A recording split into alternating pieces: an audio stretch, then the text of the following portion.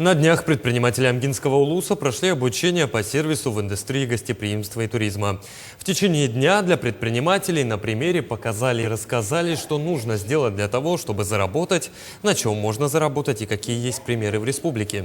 Рассказали основы безупречного сервиса в индустрии гостеприимства и туризма, провели мастер-классы по сервировке стола, поделились опытом, рассказали о возможностях и мерах поддержки предпринимателей. На сегодня в Улусе работают 39 туристических баз.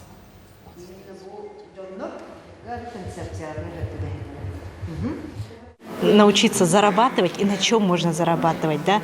Какие есть примеры вообще по республике и какие стандарты сейчас мы уже вводим, и начиная от региональных завтраков, заканчивая вот теми сувенирами, мерчами, сервисом, который можно внести, и чтобы гость, который приезжает в АМГО, чувствовал себя уютно и комфортно. На самом деле это простые примеры, которые можно уже начать делать сейчас.